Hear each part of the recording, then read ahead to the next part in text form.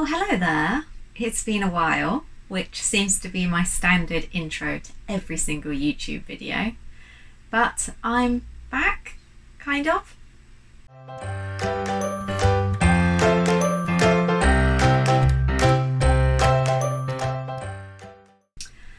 It's been a busy year.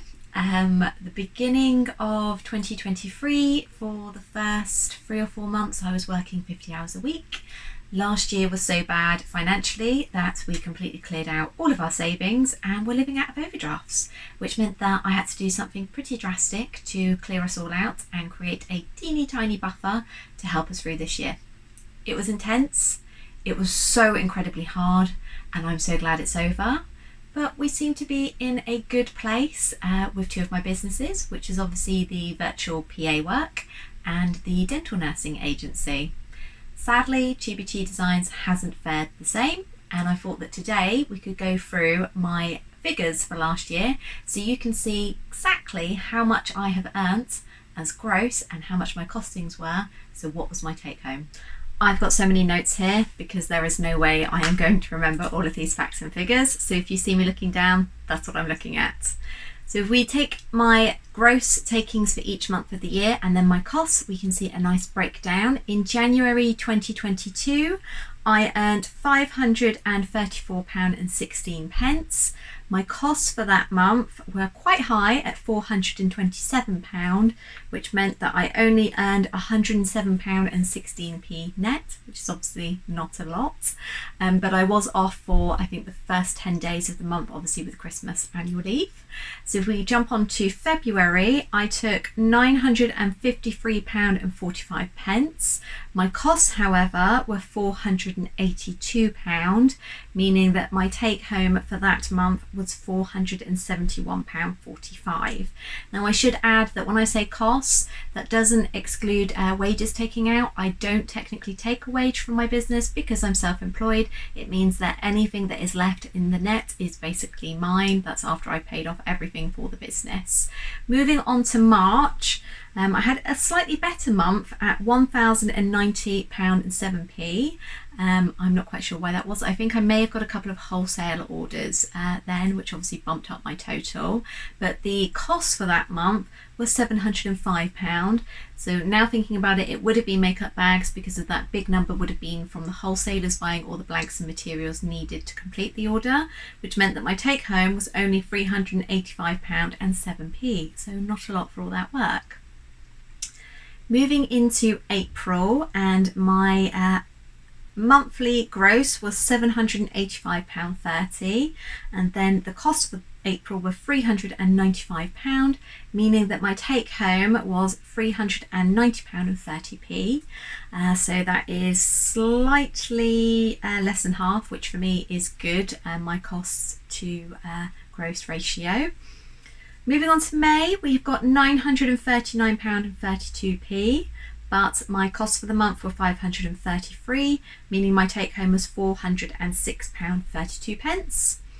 And then for June, it was £719.10, but the costs were £527, meaning that I only took home £192.10 for that entire month, which obviously isn't great at all. Again, I'm guessing that I must have had to have replenished from the wholesalers all of the blanks and materials that I used, because that is a whopping gross versus net there.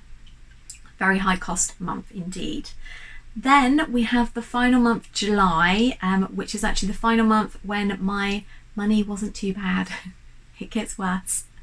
So my gross for the month was £1,030.91, but my cost was £687, meaning that my take home was only £343.91. Now, as I said, it's how it's been gradually getting worse since kind of August last year. August 2022 was £521.75. My costs, however, were only £298, meaning that my take home was £223.75, so still just over that 50%. My average, I think, for last year was 63% of costs to net, which obviously isn't great. And the only way that I could increase or decrease that number, I should say, is by putting my prices up, but then that would price me out and nobody would want to buy it. so not good at all. Moving on to September, we have £534.45 for the entire month. My costs were £301, meaning that I only took home £233.45. October was even worse at £412.86, with costs being £362. Now this month I think was a record-breaking terrible month, as in the worst and lowest I have ever taken, even back when I first started in 2013 and I was just on Etsy. I took home £50.86 that month, which is absolutely devastating. Usually November and December are great. I think 2020 were my best months ever for November and December, and in those 2 months alone I took £13,000 almost. November last year, however, my gross, so all of my sales, were £1,654.33. However, my costs were £896. So I did take home £758.33, but because of all the work that was involved, that was terrible. And I remember working late nights trying to juggle all the businesses. Money was running out. I was so stressed and so upset. And I remember at the end of the month when I sat down and did the figures, I was thinking to myself that if I didn't have all of these bills to pay and I wasn't so, as I said earlier, burnt through all my savings, I wasn't sure if I would actually do it, because it just did not seem worth it for £758.33. Now I understand that those of you that have got small businesses or are just starting, that £758.33 sounds amazing, and it is obviously a part-time salary in itself. But the stress that was involved in that for me personally, when you broke down the amount of hours that I was working, I think it worked out at £3.50 an hour. So that's almost, almost a third of minimum wage. So really, who is going to work for that? I remember being so heartbroken in November and into December, because sadly it continues. December, for the entire month until I started my Christmas leave, was £1,100.25. However, my costs were £795, meaning that for all of that work I took home £305.25. So again, I was working all the hours. I was up at 5:30, 6, starting work before my client work or before I had to go out and nurse, coming home in the evening and doing it all again, working all the weekends, feeling like I was missing out on quality family time with my daughter, who's obviously growing up, TBT Junior. She was 6, almost 7 at the time, and I remember all the guilt, and it really did affect my mental health, especially for the grand total of £305.25. It just really didn't seem worth it. So this year is even worse. I will go through all of the figures of that at a later date, but if you're interested, my gross takings for the entire 2022 were £10,275.95, which sounds pretty good. In fact, it does sound amazing until you realise that my net, as in the money that I usually take after all of the costs, is close to that each year. My net, however, after the costs of £6,408 were excluded, was only £3,867.95. I mean, I'm done, I'm out. That is just heartbreaking.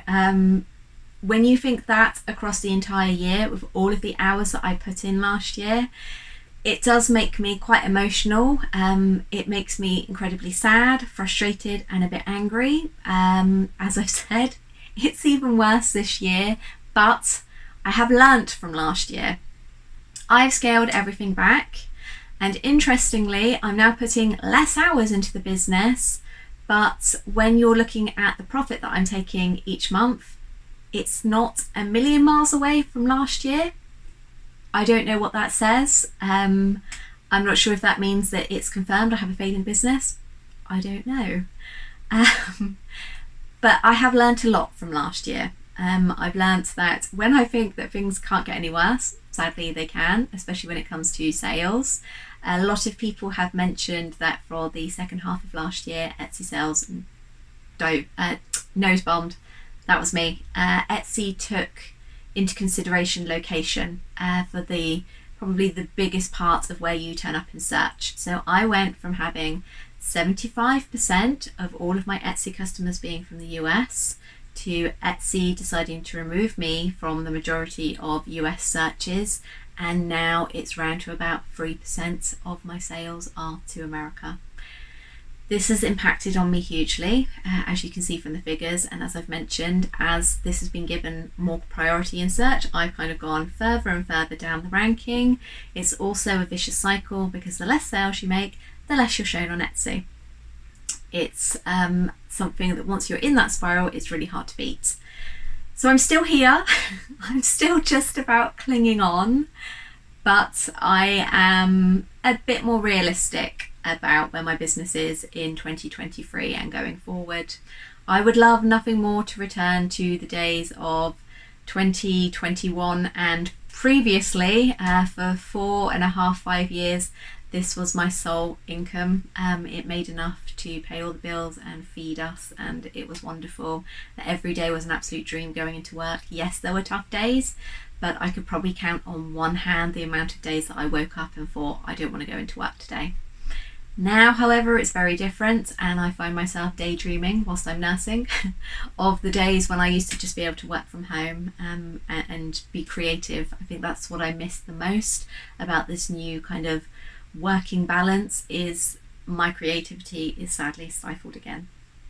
I am trying to fuel that into creative outlets, like I'm illustrating again, I've taken up watercolour painting, I'm knitting, I'm trying to bake more, sewing. So I'm getting my fix that way, but again, there's still a big part of me that is heartbroken that Tubichi is apparently a failing business. But that's enough doom and gloom. I've not given up. I'm still here. I'm fighting. I'm hoping that maybe now that we've got over 1,000 followers, I will be able to post more content. And who knows, maybe I could even monetize and I can teach you all not what to do in your small handmade businesses. If you've enjoyed this video and watched to the end, please pop a comment down below letting me know.